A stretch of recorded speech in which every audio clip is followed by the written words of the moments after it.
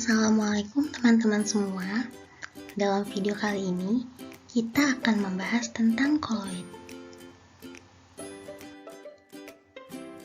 Sebelumnya, diceritakan kisah Verum yang akan berangkat ke sekolah. Tidak biasanya, Verum bangun kesiangan.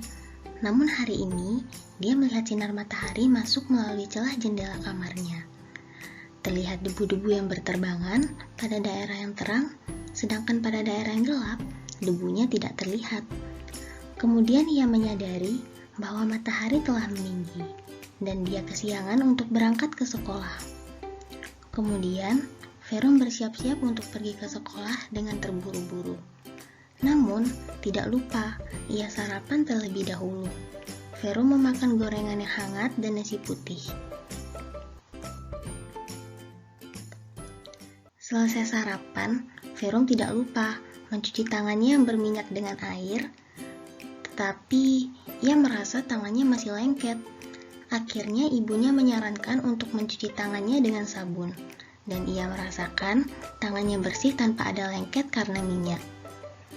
Verum yang telah terlambat kemudian buru-buru berpamitan dengan ibunya untuk berangkat ke sekolah.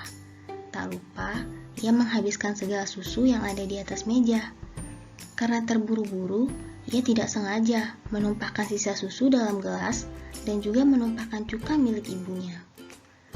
Kemudian ia melihat adanya gumpalan putih yang terbentuk setelah susu bercampur dengan cuka. Ia pun meminta maaf kepada ibunya, lalu pergi meninggalkan meja yang kotor tersebut. Sesampainya di sekolah, benar saja, Verum terlambat. Saat itu merupakan mata pelajaran kimia, dan ia dipersilahkan untuk masuk oleh gurunya.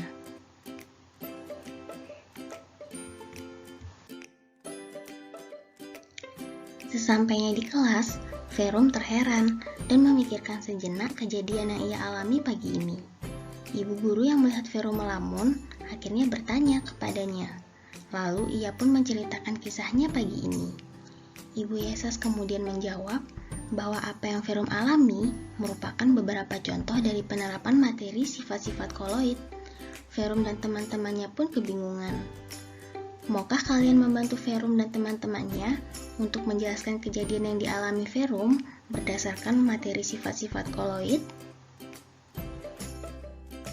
Sebelum masuk ke dalam koloid, terlebih dahulu harus dipahami apa itu sistem dispersi.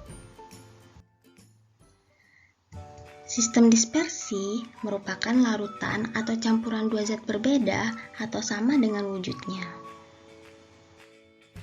Sistem dispersi ditandai dengan adanya zat terlarut atau disebut dengan fase terdispersi dan zat pelarut atau disebut dengan medium pendispersi. Sistem dispersi dibagi menjadi tiga, yaitu ada larutan, koloid, dan suspensi. Apa sih yang menjadi perbedaan di antara ketiganya? Mari kita bahas.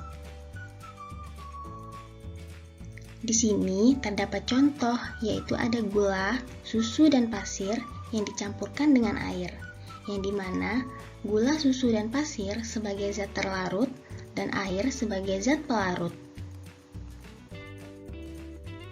Yang pertama, di sini ada gula yang dicampurkan dengan air adalah contoh dari larutan, di mana larutan adalah campuran homogen dari dua atau lebih zat. Yang kedua yaitu ada susu yang dicampurkan dengan air yang merupakan contoh dari koloid, yang dimana ukuran partikel-partikelnya lebih besar daripada larutan. Dan yang ketiga ada pasir yang dicampurkan dengan air yang merupakan contoh dari suspensi. Apa yang menjadi perbedaan larutan, koloid, dan suspensi? Dilihat dari warnanya, warna campuran gula tetap jernih, warna susu putih keruh, dan warna campuran air dengan pasir menjadi keruh. Dilihat dari campurannya yang berupa endapan, larutan gula dan susu tidak terdapat endapan, sedangkan campuran air dengan pasir terdapat endapan berupa pasir. Selanjutnya, larutan gula bersifat homogen. Untuk larutan koloid yang berupa susu, dilihat dengan mata telanjang bersifat homogen. tetapi sebenarnya memiliki sifat heterogen. Sedangkan pada campuran air dengan pasir bersifat heterogen. Larutan gula memiliki satu fase, sedangkan koloid dan suspensi memiliki dua fase. Pada larutan gula, ketika disaring tidak bisa dipisahkan dan menghasilkan saringan yang jernih. Untuk larutan susu, ketika disaring akan menghasilkan filtrat yang keruh, sedangkan campuran air dengan pasir, ketika disaring akan menghasilkan air yang keruh dan pasir akan tertinggal dalam saringan atau memiliki endapan. Tentunya sekarang kalian sudah mengetahui apa itu koloid. Jadi, koloid adalah campuran heterogen dan merupakan sistem dua fase, di mana dua fase ini meliputi zat terlarut sebagai partikel koloid atau yang sering dikenal dengan fase terdispersi, serta zat yang merupakan fase kontinu, di mana partikel koloid terdispersi yang disebut medium pendispersi. Bagaimana dengan sifat-sifat yang dimiliki koloid? Yang pertama yaitu efek Tyndall, di mana efek Tyndall adalah efek penghamburan cahaya oleh partikel koloid sehingga tampak lintasan berkas sinar tersebut.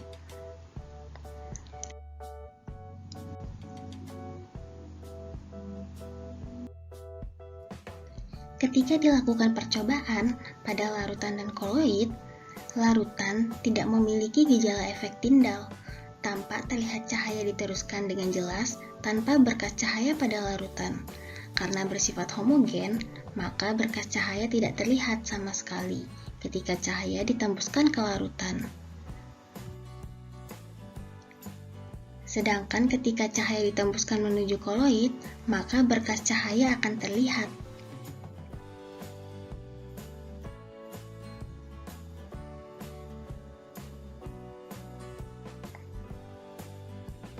Yang kedua, ada gerak Brown, di mana gerak Brown adalah gerak acak, gerak tidak beraturan dari partikel koloid yang menyebabkan koloid tetap stabil, homogen, dan tidak mengendap. Selanjutnya ada elektroforesis. Elektroforesis merupakan gerakan partikel koloid karena pengaruh dari medan listrik. Kemudian terdapat sifat absorpsi. Sifat absorpsi merupakan penyerapan terhadap partikel atau ion atau senyawa yang lain sehingga partikel koloid bermuatan. Salah satu contohnya yaitu FeOH 3 kali yang bermuatan positif karena permukaannya yang menyerap ion H+. Terdapat juga sifat koagulasi, di mana koagulasi merupakan penggumpalan partikel koloid sehingga membentuk endapan karena kerusakan stabilitas sistem koloid. Ada juga koloid pelindung. Koloid pelindung merupakan suatu koloid yang ditambahkan pada koloid lain agar diperoleh koloid yang stabil, tetapi tidak menyebabkan koagulasi karena melapisi partikel koloid, sehingga melindungi muatan koloid. Contoh koloid pelindung adalah lecitin, gelatin, minyak silikon, dan kasein. Selanjutnya ada dialisis, yang merupakan suatu proses penghilangan ion-ion yang mengganggu kestabilan koloid dengan cara penyaringan. Salah satu contohnya adalah proses pemisahan hasil metabolisme dari darah oleh ginjal. Dan yang terakhir yaitu ada koloid liofil dan koloid liofob, di mana koloid liofil ini adalah koloid yang partikel terdispersinya menarik medium pendispersinya, sedangkan koloid liofob yaitu koloid yang partikel terdispersinya tidak menarik medium pendispersinya. Bagaimana peranan koloid dalam kehidupan sehari-hari?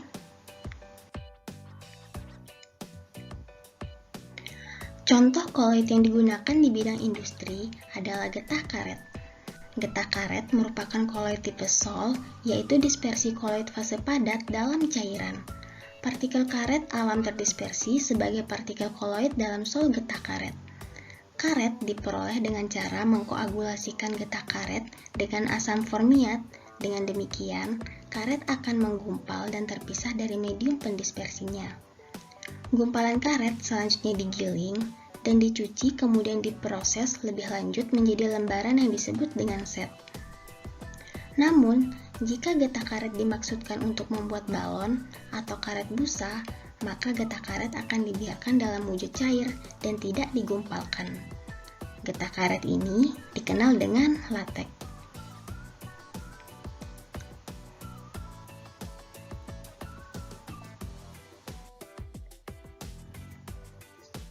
Susu merupakan sistem koloid di bidang makanan.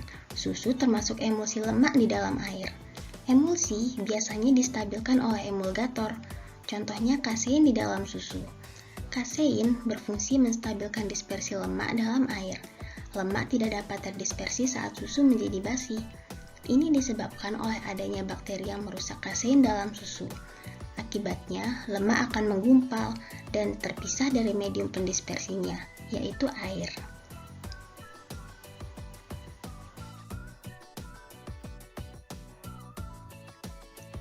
Di bidang farmasi, prinsip koloid diterapkan saat mengobati sakit perut akibat bakteri patogen dengan norit.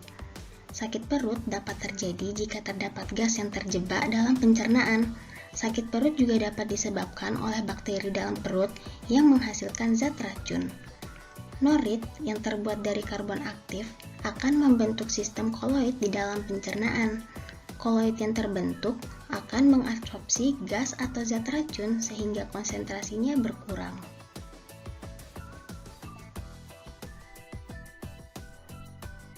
Bahan-bahan kosmetik hampir 90% dibuat dalam bentuk koloid. Bahan berbentuk koloid mempunyai beberapa kelebihan: mudah dibersihkan, tidak merusak kulit, mengandung dua bahan yang tidak saling melarutkan, mudah menyerap berbagai bahan yang berfungsi sebagai pewangi, pelembut, dan pewarna. Sol adalah sistem koloid dengan fase terdispersi berwujud padat dalam medium pendispersi berwujud cair atau padat. Lipstik adalah salah satu jenis sol padat. Sol padat adalah salah satu tipe sol yang berbentuk saat zat padat terdispersi dalam medium pendispersi padat.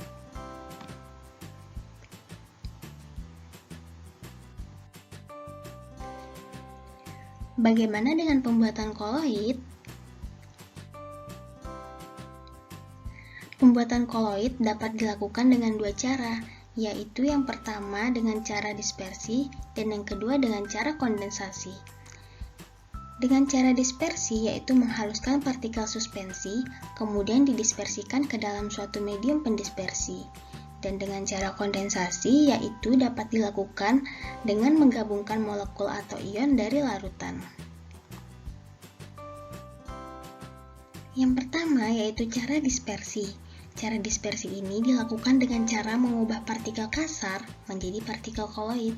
Cara dispersi ini dilakukan dengan 4 cara, yaitu yang pertama dengan cara mekanik, Bussur-Bredig, peptisasi, dan homogenisasi. Yang kedua yaitu dengan cara kondensasi, di mana dengan cara ini melalui reaksi-reaksi kimia, seperti reaksi redoks, reaksi hidrolisis, reaksi penggaraman, dan penjenuhan larutan. Semoga teman-teman semua paham ya dengan penjelasan materi koloid ini. Terima kasih. Wassalamualaikum warahmatullahi wabarakatuh.